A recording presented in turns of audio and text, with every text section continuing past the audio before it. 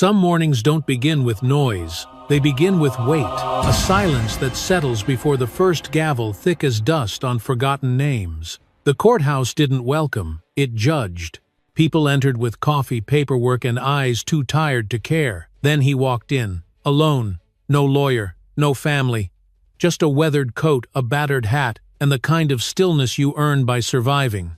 To them, he was just another case, another man clinging to a past already erased. But what they saw was routine. What they missed was warning, because they didn't hear the deliberate footsteps following behind him, carrying everything they chose to ignore. Where are you watching from, and what time is it right now? Let us know in the comments. It started just after sunrise, when the courthouse was still stretching off its shadows, and the morning chill clung to the stone steps like an old regret. The sky was a pale, silent gray, and the only sound outside was the steady rhythm of worn shoes brushing against cold concrete. Thomas Granger, 76 years old, and walking a little slower than he once did, reached the top stair and paused, not because he was winded, but because this place had a way of stealing your breath before you even stepped inside. He adjusted the collar of his faded brown coat, took in a slow breath, and looked up at the towering building that used to mean something very different when he was a younger man. Back then, a courthouse was where wrongs were supposed to be made right, where truth sat in plain sight and respect didn't have to be begged for. But things change over time. Not all at once, not in ways that you always notice. Sometimes it's in how people stop meeting your eyes, or how your name becomes something they say too quickly, like it's taking up too much space. He pushed open the door, and the hallway swallowed him up in its familiar, indifferent hush. Inside, the courtroom already buzzed with impatience. Lawyers straightened their ties, secretaries clicked pens against clipboards, and a low murmur hovered in the air like fog. Thomas walked in, unnoticed, just another old man, to most of them just another name on a docket filled with assumptions. He didn't expect a greeting, and none came. He made his way to the defense table, slowly, carefully, the soles of his shoes scuffing softly against the marble floor that gleamed like it didn't belong to anyone who looked like him. Judge Harold Benton sat high above it all, his robe pressed and perfect, his expression carved from stone and smugness. He looked up briefly when Thomas entered, and his eyebrows rose, not in surprise but in expectation. It was the look of a man who thought he already knew the ending. Thomas could feel it like a draft through a cracked window, that invisible weight that settled over your shoulders when someone had decided your story for you. Case 482B, the bailiff announced, his voice echoing off the courtroom walls. City of North Grove versus Thomas Granger, charged trespassing on condemned property. Thomas nodded once, not defensively, not defiantly, just acknowledging the words as if he'd already memorized them. He had no attorney beside him, no folder of evidence in front of him, no whispering relative seated behind him in the gallery. Just his weathered hands folded gently in front of him, and a silence that had followed him for years now, patient and heavy like a shadow at dusk. Judge Benton leaned forward slightly, pen tapping twice against his notes in a rhythm that said he was ready to move on. "Mr. Granger," he said, his voice dripping with practiced boredom, "you understand why you're here?" "I believe so, Your Honor," Thomas replied softly, his voice steady but low, the kind of low that makes people listen harder. The judge smirked that half-smile people give when they think they've won something. "Then let's not waste anyone's time." Thomas didn't respond to that. He didn't need to. Some things don't need correcting when time will do it for you. He simply stood there still, as a tree planted long ago, the lines on his face deeper than the years should have made them, his back straight, in a way that told you pride was still holding him up, even when the world wasn't. A few chuckles passed through the gallery, shallow and cruel, the kind of laughter people let slip when they think no one important is listening. Thomas heard them but didn't flinch. He'd heard worse behind closed doors in darker rooms from people with more power and less understanding. What bothered him wasn't the charge. It wasn't even the laughter. What stung was how easily they had forgotten. Forgotten that house he'd sat on the porch of for nearly half a century. Forgotten the fire he'd put out in that same neighborhood in '79. Forgotten the way his wife had painted sunflowers on the front steps, and the way kids used to wave to him from bicycles in the summer. But most of all, they had forgotten, or maybe never even knew, that behind that worn coat and thinning hair was a man who had built more than just bridges and foundations. He had built memory, and memory, unlike property lines or city codes, couldn't be bulldozed without consequence. He remembered what the porch smelled like after rain. He remembered how the screen door squeaked just before it latched.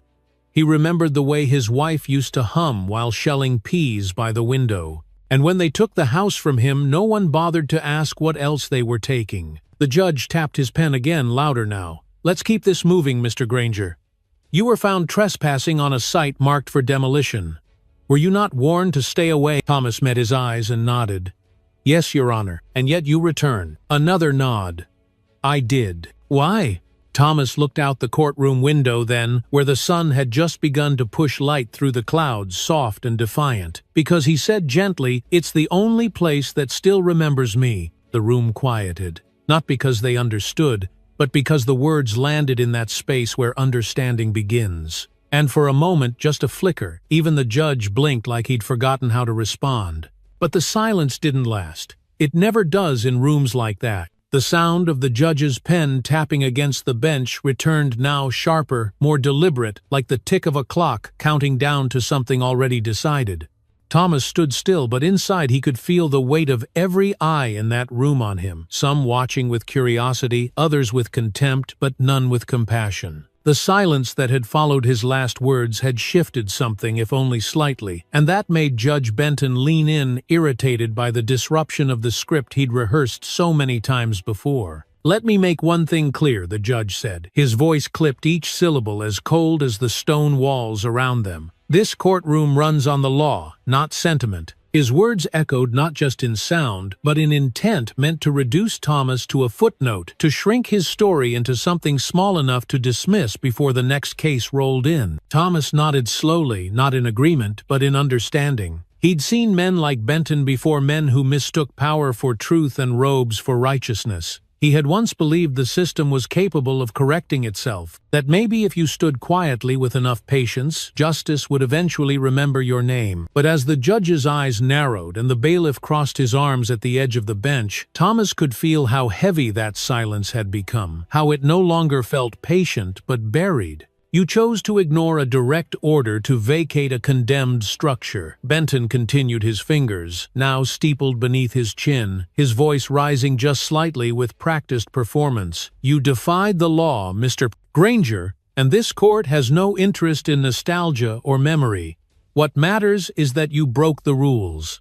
Do you understand that?" Thomas didn't answer right away. His lips parted slightly, then closed again, as though weighing the value of words in a place where meaning was always filtered through bias. "I understand," he said, finally softly. "I understand that the law forgot about people like me a long time ago." There was a shift in the gallery, chairs creaked. Someone cleared their throat too loudly, and the young court clerk paused mid-typing. Benton's jaw tensed, and he leaned forward. "People like you?" he asked, his voice sharp with offense. He didn't bother to conceal. "You mean people who think they're above the rules? People who believe that pity is a defense?" Thomas looked up then, not with anger, not even with disappointment, but with a calm that had taken a lifetime to perfect. "I mean people who paid their taxes, served their country, built your roads, paved your rails, raised your schools," he said, each word steady but weighted, "and then got told to leave quietly when they were no longer useful." The judge blinked just once, but it was enough to expose a crack in his composure. He masked it quickly with a chuckle, dry, dismissive, meant to signal that the proceeding was still under his control. "You're here for trespassing, not for giving a history lesson," he snapped. "This is a courtroom, not a confessional." Thomas lowered his gaze again, not out of shame, but because looking into Benton's eyes was like staring at a locked door you knew it wasn't going to open. Around the room, the murmur returned, a low buzz of discomfort that no one wanted to name. Even the prosecutor, a young woman with a neat bun and an armful of paperwork, had stopped pretending to review her notes. Something had shifted in the room's temperature, something more than HVAC could explain. "Do you have any defense to offer before sentencing?" Benton asked, his voice curt, impatient now, as if he couldn't bear another word that didn't conform to the lines he expected. Thomas glanced toward the window again, watching as a dust-speckled ray of morning sun fell across the floor. He remembered that light, how it used to land across the porch step where his wife would sit and read the paper. He remembered her laughter, how it would echo through the screen door into the kitchen. That house wasn't just walls and beams. It was a vessel filled with years and memories and pieces of him he wasn't ready to leave behind. "I wasn't trying to break anything," he said quietly. "I just wanted to sit on the porch." For a while, Judge Benton let out a sharp breath through his nose like someone too tired to feign sympathy. "Well, Mr. Granger," he said, "you sat and now here we are. So let's move forward." At the defense table, Thomas didn't fidget. His hands rested gently atop one another, palms folded over the worn knuckles that had carried more weight than this courtroom would ever know. He didn't beg. He didn't argue. He didn't ask for mercy. Because he already knew that mercy here was a matter of convenience, not principle. And dignity once surrendered wasn't something you got back with an apology. The judge cleared his throat, signaling that he was preparing to deliver a verdict. But something in the room resisted finality. Maybe it was the silence that lingered too long. Maybe it was the way even the court stenographer had paused her keystrokes. Or maybe it was simply the sight of one man standing without shame, while the world tried to write him off like a mistake on paper. And in that pause, a question seemed to hang in the air, not asked, not spoken aloud, but present all the same. What are we really sentencing here? A man, or our own failure to remember him? But the judge didn't ask it. Instead, he pushed forward one hand, already reaching toward the gavel, the other clutching a ruling that had been drafted long before Thomas walked through the doors that morning. And still Thomas stood there, silent, still unwavering, as if the courtroom had become a place not for pleading but for bearing witness. The gavel hadn't fallen yet, but in that courtroom the sentence already lived in the air, thick, inevitable, and cold as iron. Thomas Granger could feel it pressing in from every corner, like the walls themselves were leaning forward, waiting for the final word to seal his fate. Judge Benton shuffled the papers before him with performative focus, but everyone knew he wasn't reading anything new, just flipping pages out of habit like a magician, pretending not to know how the trick ends. Outside, the sun had begun to warm the windows, casting golden rectangles across the floor, where dust danced gently in the light. But inside, the mood remained sterile and tight, like a room sealed shut for too long. Thomas breathed in slowly, letting the faint scent of old varnish and court-polished shoes settle over him. He wasn't afraid, just tired. Tired of rooms like this, tired of people who never looked past the surface, tired of having to explain the worth of a life that had already been paid for in full. Judge Benton leaned forward again, hands folded like a gate across the bench. "Let me get this straight," he said, voice clipped and dry. "You're telling this court that after being warned to stay off city property, after being cited for trespassing once already, you willfully returned because you missed the view from your porch." His tone twisted the word porch into trespassing.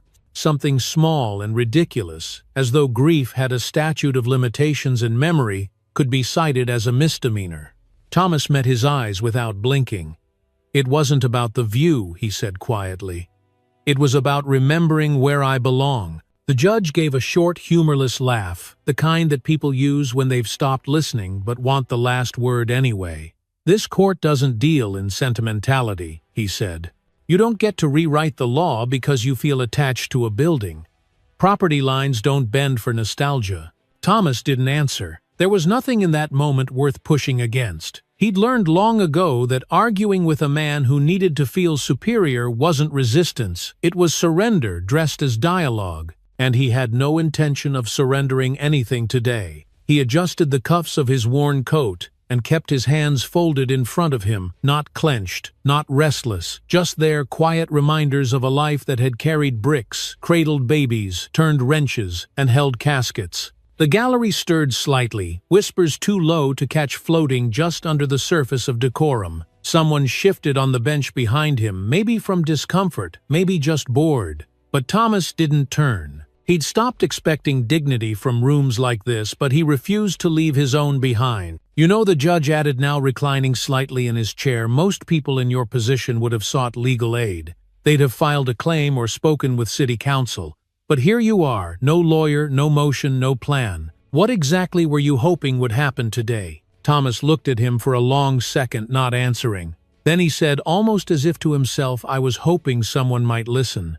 The judge's jaw moved, then stopped. There was something in that answer that didn't fit his script, didn't bend to the rhythm he expected. He cleared his throat and leaned forward again. "Well, I've listened, and the facts remain. You broke the law. You were told to stay away, and you didn't. So unless you have something else to say that actually matters in this courtroom, we'll move forward with sentencing." Thomas lowered his eyes to the polished wood of the defense table, tracing the faint scratches and dents that hundreds of hands before him must have left behind.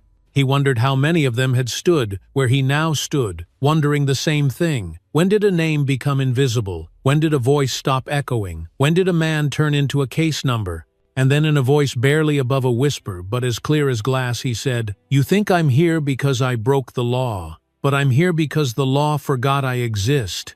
There was a pause in the room, long enough for everyone to register that they had just heard something too honest to ignore. The court reporter's fingers hovered over her keys. The bailiff glanced sideways, then quickly looked away. Even the prosecutor shifted in her seat, tapping her pen without writing anything down. But Judge Benton exhaled loudly, his patience now thin as the line between authority and arrogance. "That's enough, Mr. Granger," he said. "You can dress up your choices however you like, but this court sees through excuses, and tears don't change fact." Thomas blinked once, but didn't flinch. "I'm not asking for sympathy," he said. "I'm asking for recognition." The judge waved his hand dismissively. "Well, I recognize you, Mr. Granger.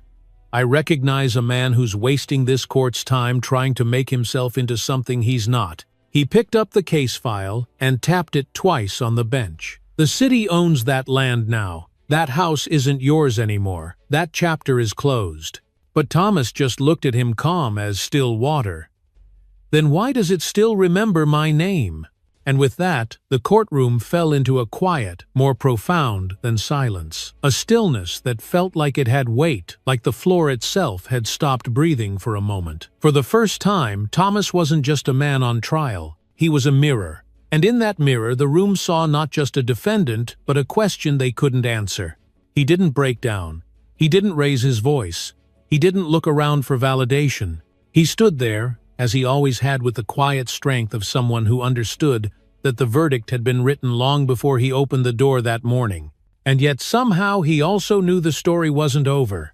The judge had just about made up his mind, and everyone in that room could feel it like a storm pressing against glass. The air had gone still, not from peace, but from inevitability, the kind of silence that comes before something final, something you can't take back. Thomas stood quietly, hands still folded, eyes steady, but inside him there was a soft stir, a small voice rising that said now.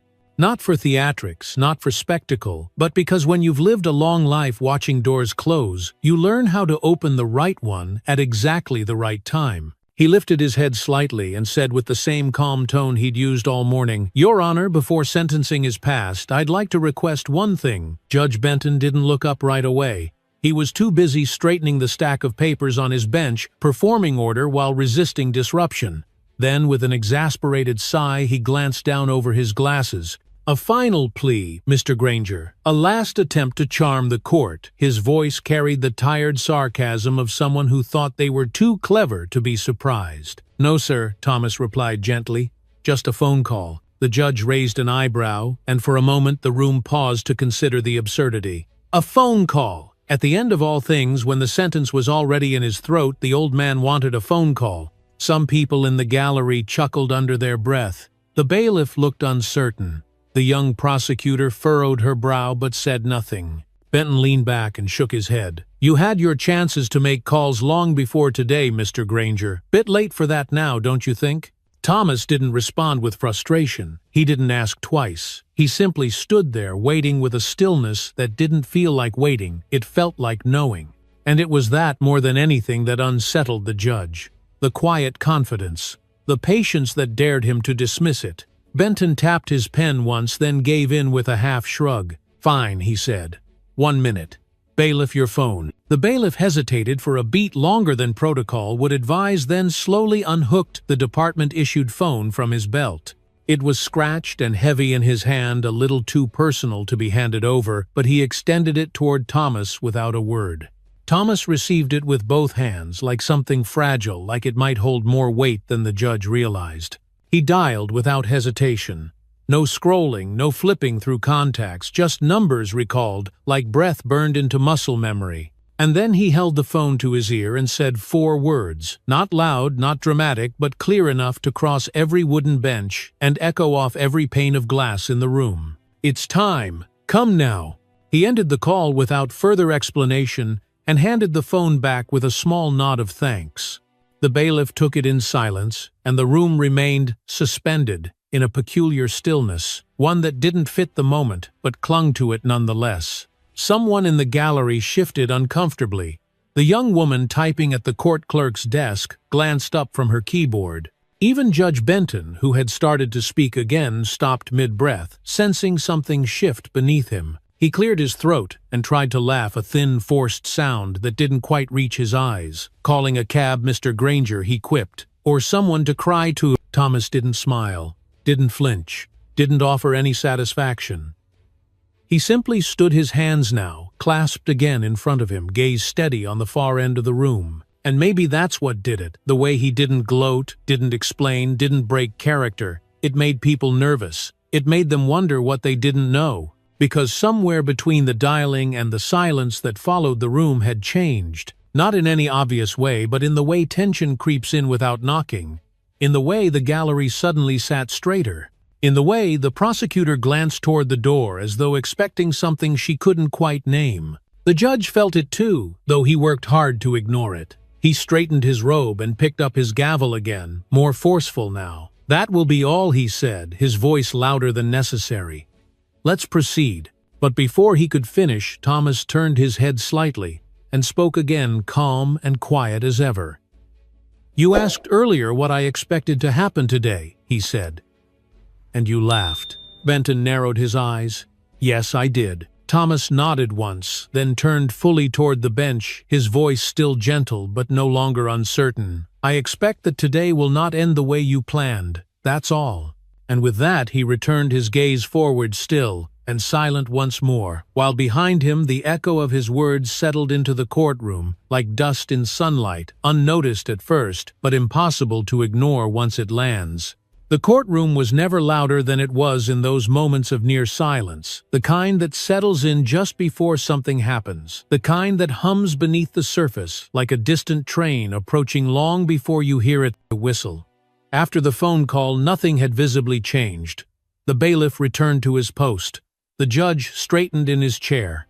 The clerk resumed her typing, and yet there was a stillness now different from the routine quiet of legal procedure. Thomas stood where he had been all morning, still calm and quietly anchored to the floor, like a man who had already decided what he would carry and what he would lay down. He didn't shift in place, didn't glance toward the gallery, didn't show a flicker of uncertainty. His hands remained clasped, not out of habit, but discipline, the kind you learn over years of being underestimated, overlooked, and then somehow still remaining. Judge Benton leaned forward, tapping his gavel lightly, once a signal to reclaim the rhythm of control. "We've indulged enough detours for one morning," he said, his voice a bit tighter now, though he tried not to show it. "Let's proceed to sentencing." The words echoed formal and hollow, like someone trying to finish a play while the stage itself begins to tremble beneath them. The judge looked down at his papers, though everyone knew the decision had already been made. This wasn't a deliberation. This was a declaration. He picked up the sentencing document with a certain finality, and without even needing to clear, his throat began to speak. "In light of Mr. Granger's prior citation," he said, tone smooth as polished wood, "and his willful disregard for a legal order to vacate city property, this court finds it appropriate to impose a consequence fitting the seriousness of repeated non-compliance." He paused, perhaps expecting a reaction, maybe even a plea, a desperate word, or the quiet collapse of a man realizing this was truly the end of the line. But Thomas offered none of that. He stood unchanged, unbent, looking forward with the steady gaze of someone who had learned long ago how to walk through fire without making it anyone else's business. Therefore, the judge continued, clearing his throat with more force. Now Thomas Granger is sentenced to 45 days in county detention, effective immediately. The sound landed in the room like something hard dropped onto tile, quick, cold, and meant to be final. A few people in the gallery audibly inhaled, surprised not by the punishment but by the swiftness with which it came. Even the prosecutor, who had until now remained composed and detached, hesitated briefly, as if questioning whether she'd just been made a witness to something she hadn't quite agreed to. Thomas gave a slight nod, a gesture that felt neither defeated nor resistant, just grounded. Like he had already lived through worse and come out on the other side with nothing left to prove. He reached down, picked up the old flat cap he had placed on the edge of the table, and dusted it gently with his palm, the motion so slow and deliberate it seemed to quiet the entire room. The bailiff approached from the side, cuffs in hand, but didn't rush. There was a hesitation in his steps, not hesitation in duty, but in timing, as if even he knew that touching this man too quickly might feel like trespassing. He said nothing, only stood, waiting, giving Thomas the moment to prepare himself. Thomas turned to face him with a soft nod and extended his hands without a word. The cuffs clicked shut, metal against skin, cold and indifferent. But the man wearing them didn't flinch. He just held his chin level and his back straight, walking slowly as the bailiff gestured toward the side door. There was no dramatic music, no sudden gasp, no grand objection. Just the sound of shoes crossing the courtroom floor, his steps calm, deliberate, and heavier with meaning than anyone seemed ready for. Because Thomas wasn't leaving like a man defeated. He was leaving like a man who had allowed them to play out their part, knowing full well the curtain hadn't yet fallen. And in that quiet walk something strange began to stir. Not loud, not visible. Just a collective tightening of the air, like the room itself sensed something wasn't finished, like a page had turned, but the ink hadn't dried. Judge Benton shifted in his chair, suddenly too aware of how the sunlight slanting through the window now landed directly across his bench, casting long shadows he hadn't noticed before. He fumbled with his papers, stacking them briskly, eager to declare the case resolved. "Court is adjourned," he said, more to himself than to the room. His gavel came down with a hollow thud that felt less like a period and more like a comma. But the silence that followed wasn't empty, it was waiting, because just beyond the doors Thomas was now walking towards something had already begun to move, something called into motion by a voice too calm to ignore. And though no one could name it just yet, they all felt it in some way, a sense that whatever came next would not be a continuation of what had come before. Just as Thomas reached the threshold of the side door with the bailiff a step behind and the cuffs resting cool against his wrists, the room began to slide back into its usual rhythm, the mechanical hum of routine returning like an old worn tape being rewound. The next case file landed with a familiar thud on the judge's bench. The clerk began shuffling papers again, tapping her pen absent-mindedly. Chairs creaked, conversations restarted in hushed tones, and for a moment it seemed like Thomas Granger would disappear into the machinery of justice as quietly as he had entered it. But then came the sound.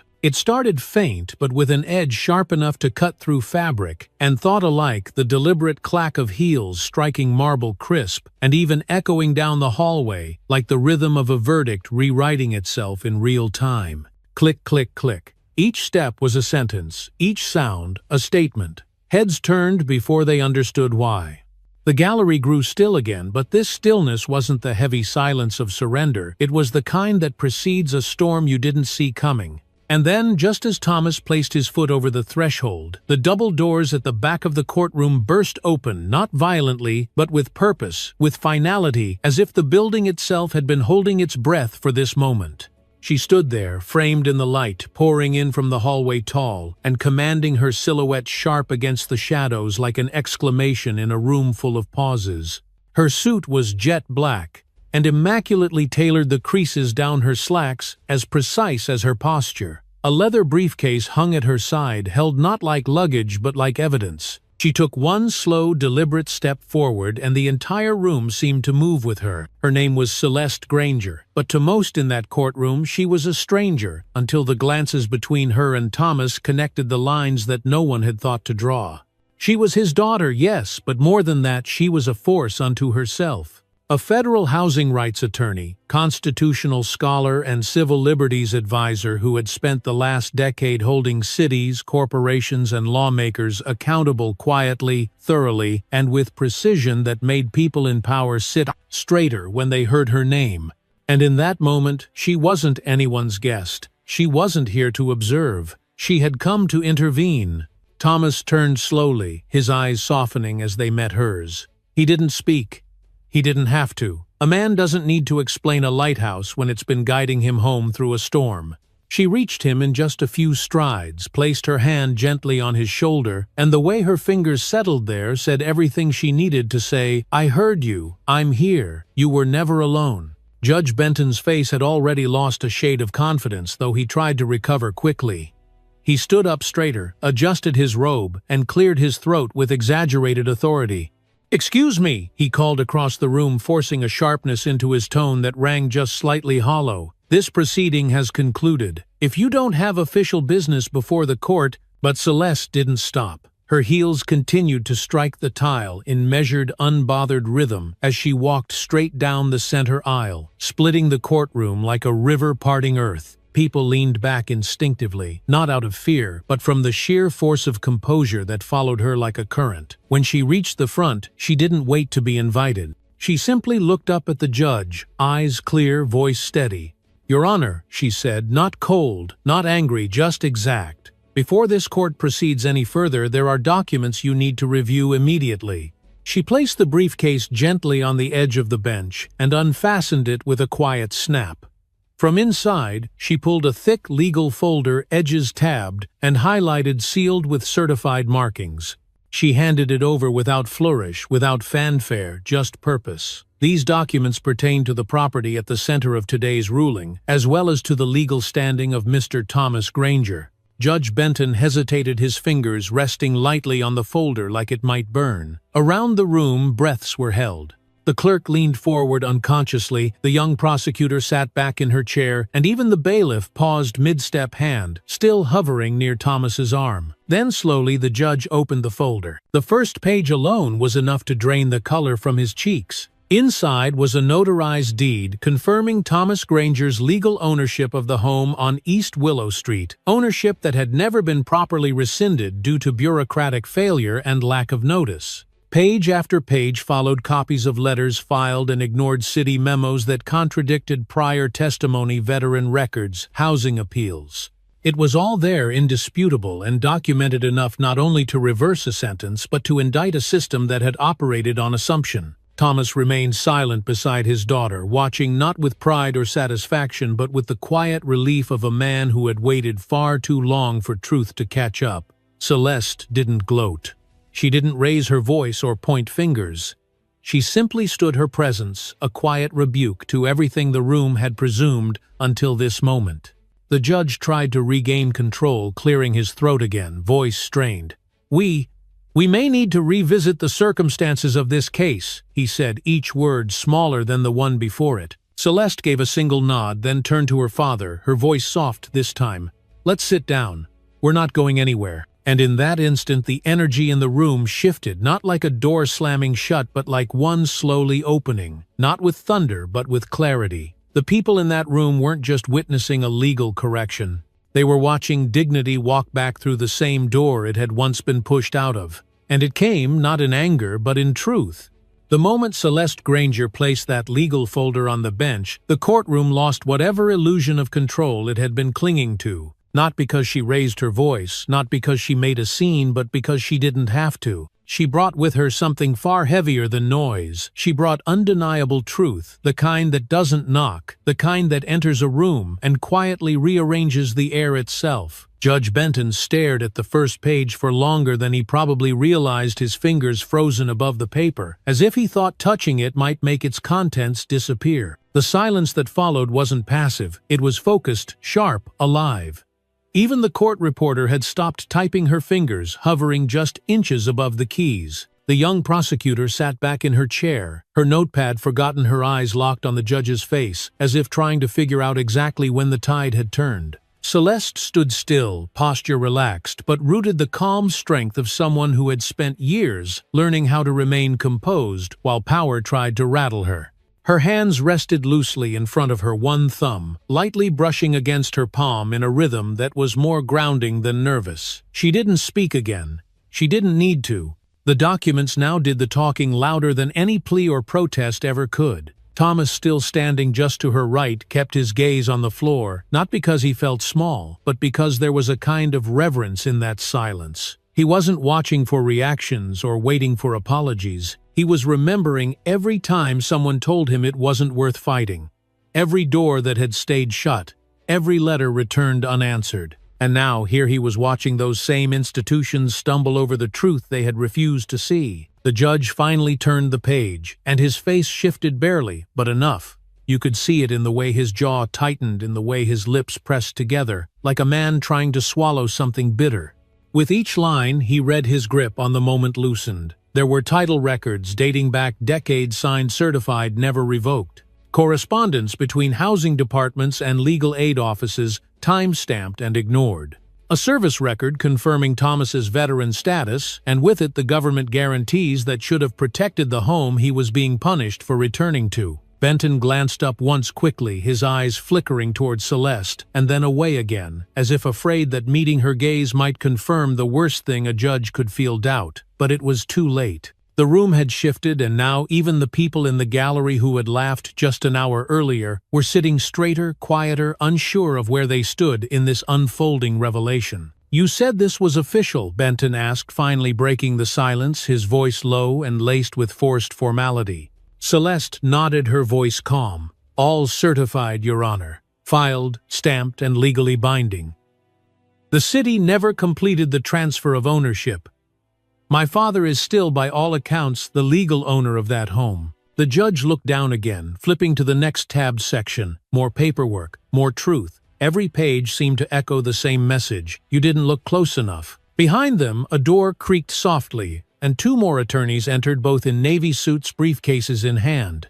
They walked without hurry, without arrogance, and took their place behind Celeste, as if they'd been here before many times and knew exactly how this would go. Their presence wasn't theatrical, it was strategic. A quiet reminder that this wasn't personal, it was procedural, and the procedure had already failed. Judge Benton leaned back slowly in his chair, the weight of his robe now sitting less like authority and more like armor that no longer fit.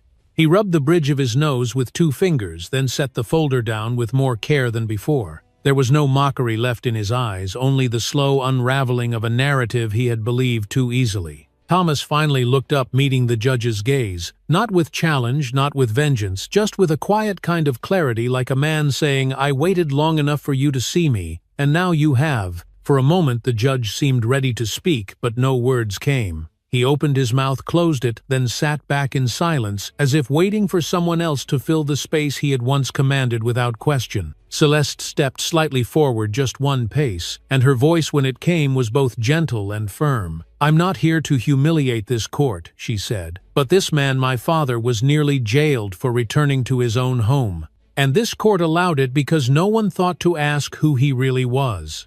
The weight of that truth didn't fall hard. It fell soft, but it landed everywhere. The gallery didn't move. The clerks didn't shuffle. Even the bailiff kept his hands lowered at his sides, head turned slightly, as though what he'd once dismissed had just become undeniable. Judge Benton reached for his gavel, then paused, his fingers curling around it without lifting. "We may need to—" he began, then stopped. Finally he nodded once. "We will review the record. All of it." But everyone in the room knew that the record was no longer just on paper. It was written now in how they had looked at Thomas Granger, in what they had failed to see, in what they could never unsee again. The folder sat open like a wound, and page by page it bled the kind of truth that no courtroom wall could hold back. Judge Benton turned the documents slowly now, no longer performing, no longer in command, but processing quietly, carefully, almost as if each sheet of paper weighed more than it should. Around him the room had fallen into a silence so deep it made the distant hum of the ceiling fans sound like thunder. No one whispered. No one looked away. They all just watched as the story they thought they knew unraveled into something they hadn't been ready to face. Thomas remained where he stood, his hands still folded loosely in front of him, his shoulders neither slouched nor stiff. He had nothing left to prove.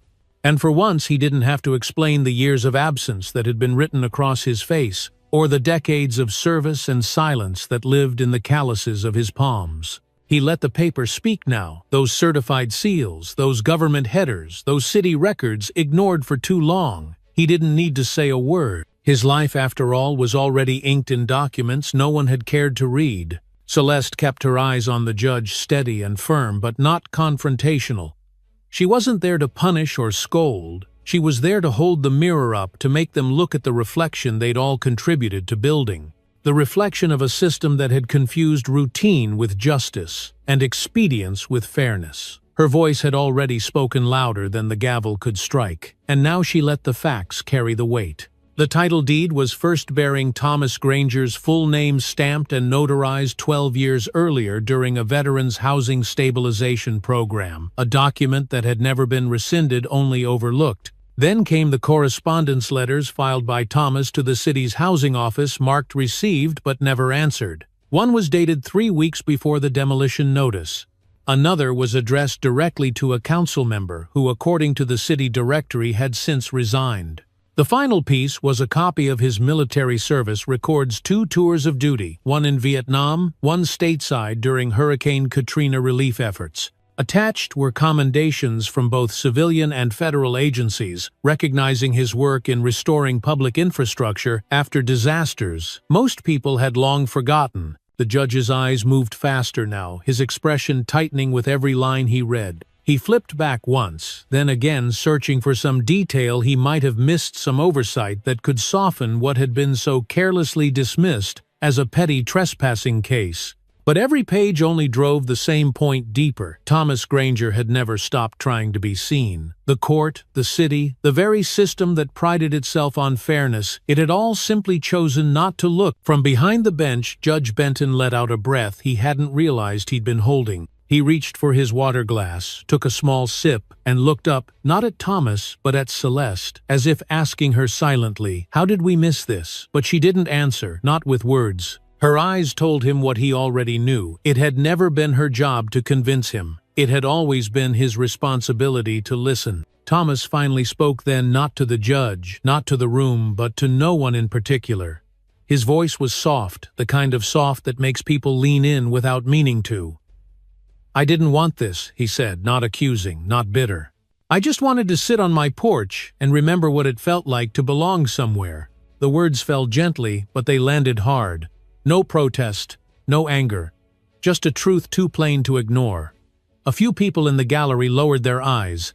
Others looked at him now, not with pity but with a kind of quiet respect, as if they were realizing for the first time that the man they'd almost laughed out of the room had been carrying more history in his silence than most of them had in their voices.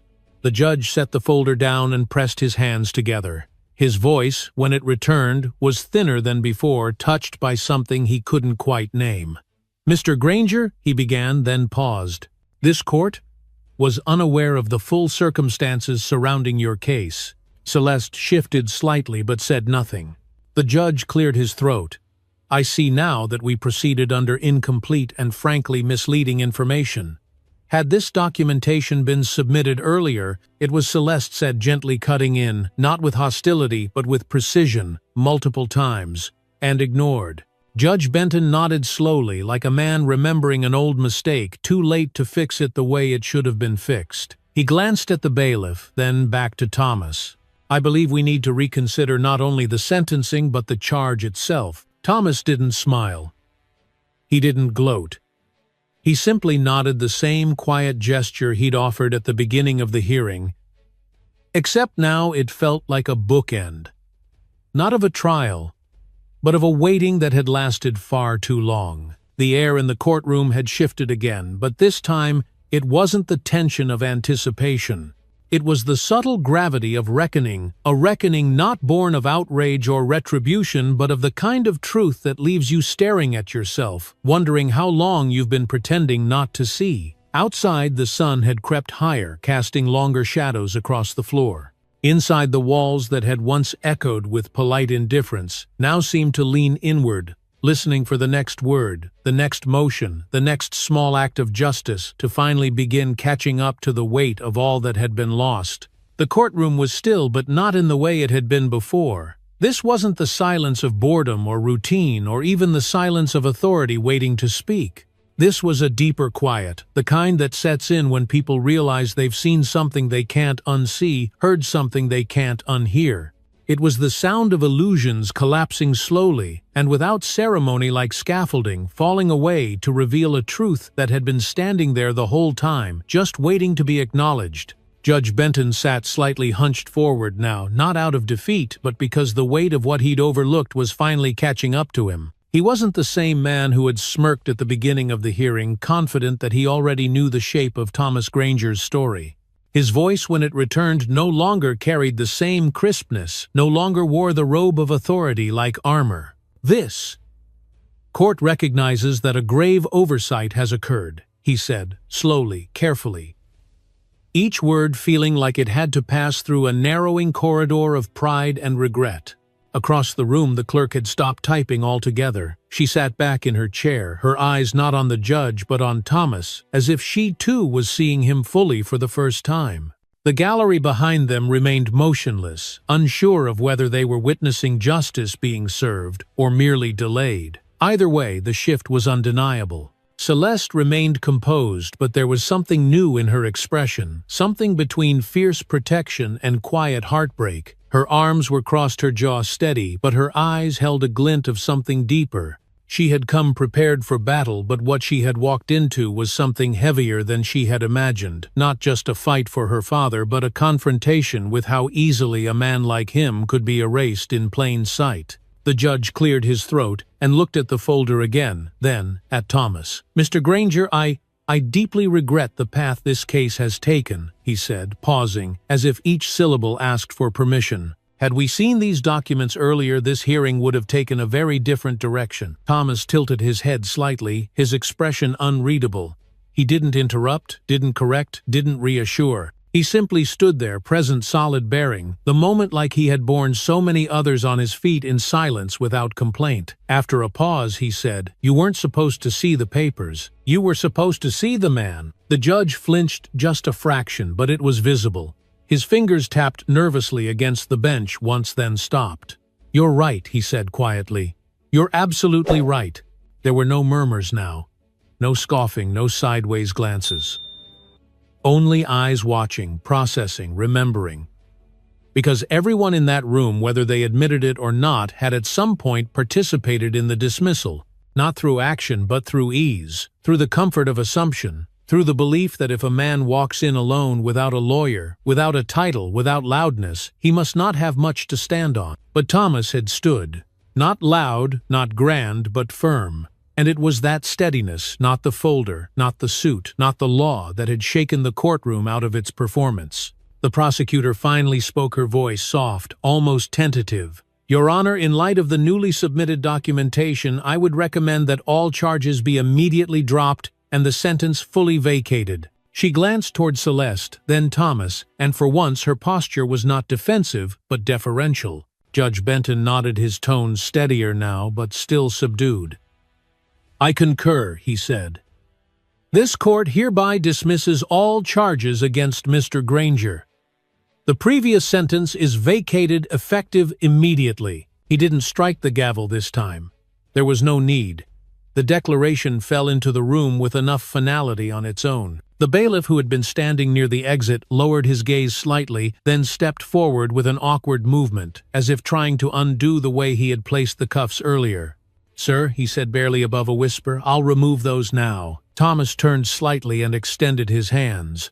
The metal clicked open without resistance. He didn't rub his wrists or shake his arms like a man trying to erase a moment. He simply took back his hands like a man retrieving a part of himself that had been lent, not lost. Celeste stepped closer, then placing a hand gently on her father's back, not to guide him but to steady the room around him. "You all saw it," her voice said quietly, not as an accusation but as a reminder. "You saw what nearly happened here today." No one replied. But the way people shifted in their seats, the way their shoulders sank and their eyes turned downward said enough. Thomas looked toward the judge one last time. He didn't offer forgiveness. He didn't seek an apology. He simply nodded, slow and deliberate. and that gesture, small as it was, felt heavier than any verdict. And with that he turned and began walking back toward the center aisle. His steps weren't fast, but they were certain. Each one felt like it echoed a little deeper, like the room itself was remembering him now, not as a defendant, not as a trespasser, but as someone who had stood in his own name and hadn't been moved. And behind him, as the door slowly opened again, the air seemed to shift with him, as if the truth he carried had changed the oxygen in the room. The room didn't erupt. There were no cheers, no gasps of disbelief, no dramatic collapses into tears. It was quieter than anyone expected it to be, the kind of quiet that doesn't fall over a place but rises from it, gathered like mist off water, clinging to walls, lingering between breaths. Judge Benton's words had landed official and absolute, but they didn't echo. They just sat there, suspended in the space they had once tried to control. "All charges against Mr. Thomas Granger are dismissed," he had said. "The court's prior sentence is fully vacated." And with those few lines, the system did not redeem itself, but it stepped out of its shadow, if only for a moment. Thomas didn't smile, didn't sigh in relief, didn't flinch. He simply stood there as he had since the morning began, calm and upright, as if he had never expected anything different, yet had known it would cost something just to arrive at this point. Celeste reached out again, not because he needed the support, but because the gesture anchored them both.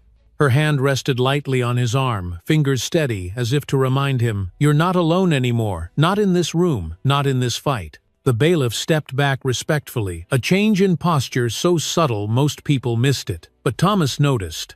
He always noticed things people tried to hide in their body language, the slight shifts that said more than words. He caught the way the clerk's hands trembled slightly as she returned to her keys. He saw how the young prosecutor sat with her arms folded now, but not in defiance, more like someone trying to wrap herself in reflection. The judge lowered his gaze to the bench again, avoiding Thomas's eyes. He didn't offer a further statement. Maybe he knew better than to try, because no ruling, no apology, no retraction could ever erase what had been done, not just in this courtroom, but in all the quiet places where a man like Thomas could be forgotten, overlooked, mistaken for less. As Thomas stepped back from the defense table, he picked up his hat from where it had rested all morning. The fabric was old, the brim slightly softened with wear, but he held it with care like it still carried something sacred. He brushed it lightly with the edge of his sleeve, not out of vanity, but out of memory. Then he placed it back on his head and stood just a little taller, not out of pride, but out of reclamation. Celeste leaned in gently and said, "Let's go home, Daddy." He nodded, not as a signal to leave, but as an answer to something deeper, something unspoken, something that had lived in him since long before today began. He turned toward the courtroom door, the same one he had entered through hours earlier when no one had looked twice. But now every eye in the room followed him, not out of obligation, but out of recognition. Not because he had won, but because he had endured. And that meant something more. The walk back down the aisle was slow but unburdened. The same steps that had carried him in now carried him out, but they didn't drag. They didn't falter. They moved like a man walking through his own name again, each footstep quiet but firm, like he was etching something permanent into the floor beneath him. Not anger, not revenge, just presence. As they passed the rows of wooden benches, a few heads dipped slightly. Not bows, not apologies, but acknowledgments. The kind people give when they realize they misjudged something too quickly, too easily, and too publicly. Judge Benton remained seated motionless, his gavel untouched beside him. He didn't dismiss the court a second time. He didn't need to. The room was already dismissed, and not by him. What had just occurred didn't belong to the court anymore. It belonged to the truth. And truth, once spoken out loud and given form, doesn't wait for permission to walk where it needs to go. When Thomas reached the double doors, he paused. Not for drama, not to make a statement, just to feel it. To feel what it meant to stand at the edge of a place that had once tried to swallow him whole and walk away from it still intact, still whole, still his own. He turned slightly, just enough to look back, not at the judge but at the room itself, the walls, the faces, the silence. Then he tipped his hat ever so slightly, a gesture small enough to miss but deep enough to carry weight.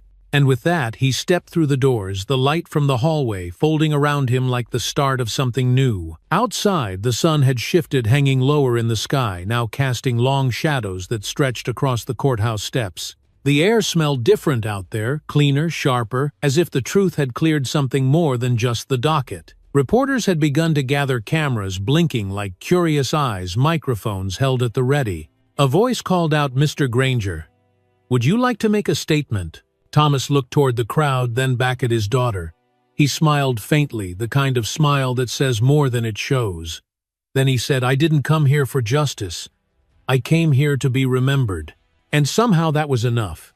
There was no parade waiting outside, no celebration lining the courthouse steps, no crowd chanting his name or throwing their fists in the air. The world didn't stop turning just because Thomas Granger had walked out free.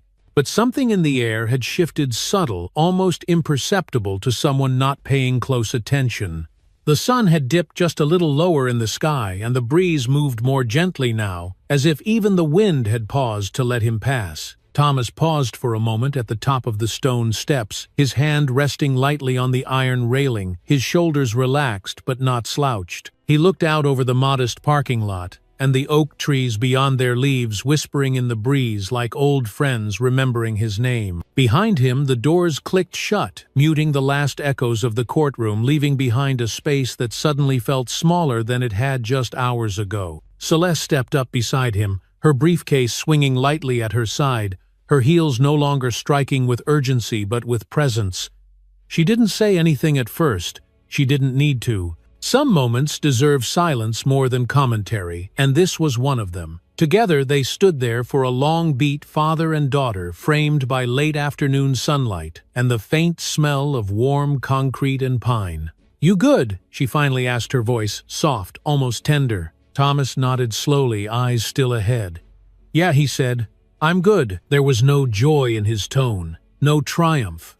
Just a quiet completeness, the kind that doesn't ask for validation because it knows exactly what it cost to get here. He reached up and adjusted his hat slightly, fingers brushing the brim with practiced grace, and then he began walking down the steps, not rushed, not hesitant, just steady. Each step felt like more than movement. It felt like memory made solid. It felt like all the things he hadn't said in that courtroom were now speaking through the way he carried himself. There were no chains on his wrists, no guards at his side, no judgment in the air. Only space, only breath, only the clear path ahead of him, open and unquestioned like it should have been all along. A few reporters at the bottom of the stairs raised their microphones but didn't push forward. Something about the way he moved made them hold their distance, not out of fear but out of respect.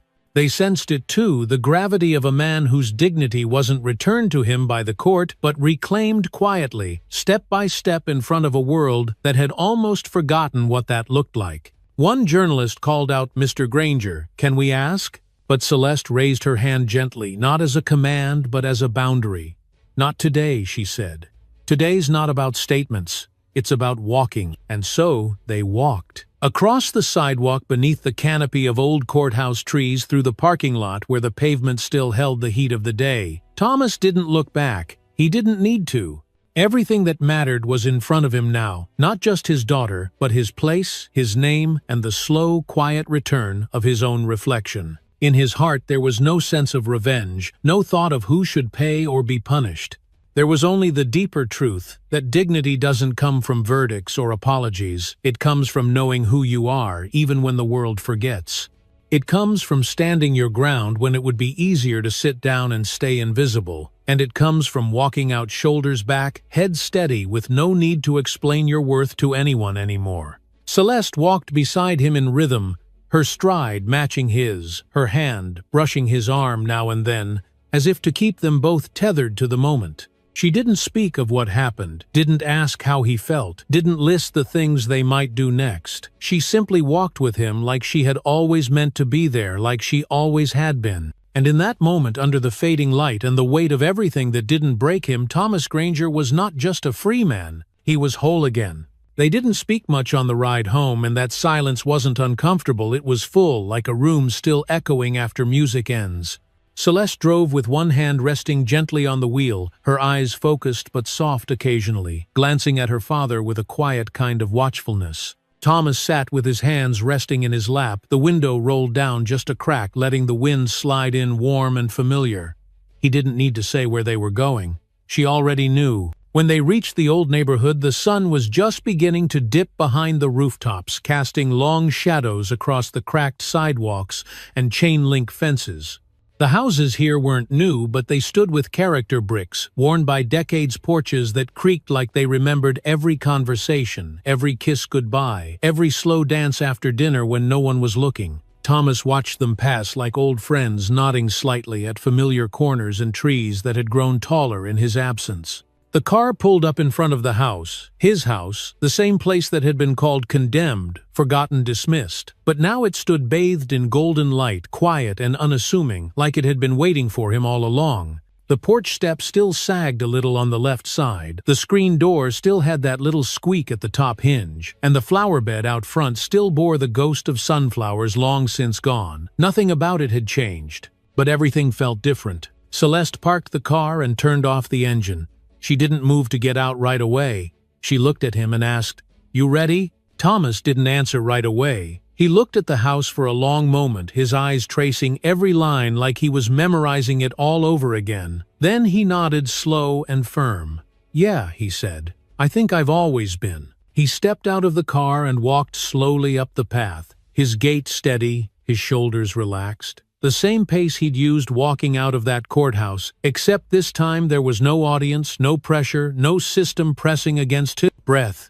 Just him and the home that remembered his name. He reached the porch and paused, placing one hand gently on the wooden post at the corner. He ran his palm along it, feeling the grooves, the chips, the spots where the paint had faded from years of sun and rain. Celeste stood at the bottom of the steps, watching her father, not like someone checking on him, but like someone witnessing something sacred. She didn't speak. She knew this wasn't her moment to lead. This was his return, his restoration, his quiet reclaiming of space that had once been taken from him not with force but with indifference. He walked up the steps, crossed the porch slowly, and opened the screen door. It gave its familiar creak like a song long forgotten that came back with perfect pitch. He didn't go inside right away. He stood in the doorway, breathing it in the smell of old wood and air that hadn't been touched in too long. Then he stepped in, not like a man entering a building, but like someone stepping back into a memory that had never really let him go. Inside, dust floated lazily through the golden light. The furniture was covered, but the shapes still whispered of stories. A photograph still hung on the far wall, slightly tilted him, and his wife smiling with tired eyes, holding each other in a way that said everything would be okay. He walked over, straightened the frame, and ran a fingertip along the glass.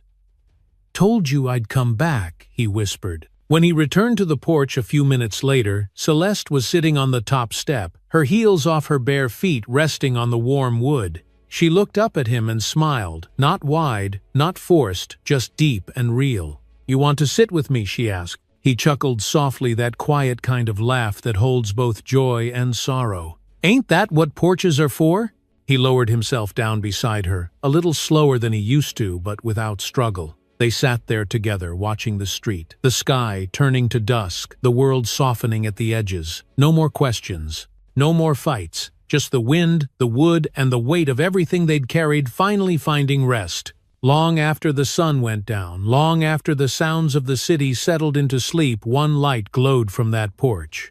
And inside the walls of that little house, memory lived not as a thing of the past, but as a truth that refused to be erased. And if you listen closely, even now, you can still hear it echo, not through headlines or verdicts, but through footsteps, through silence, through dignity that never bowed and never begged. It just waited and walked home. In the end, this wasn't just a courtroom story, it was a mirror held up to all of us.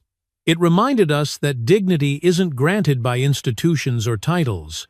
It's carried in silence, in steady steps, in knowing who you are, even when no one else does. Thomas Granger didn't win with outrage. He stood with truth. He waited patiently until the world had no choice but to see him, and in that stillness, he showed us something we must never forget. This story teaches us that some voices are not loud, but they are lasting. That justice delayed is not justice lost, so long as someone refuses to be erased. And most of all, it reminds us that home is more than a building. It's memory, it's belonging, it's the one place that knows your name even when the world forgets. If this story moved you, if it made you pause and reflect even just for a moment, then we ask one small thing: share it. Because stories like these aren't just entertainment. They're reminders of who we are, of what still matters, of why we must keep telling the truth, especially when it's quiet. So please take a second to like this video, subscribe to the channel, and share it with someone who still believes in quiet strength and second chances. Your support helps keep these voices alive and reminds the world that even in silence, dignity still speaks. Thank you for listening. And wherever you are, may you always find your way home.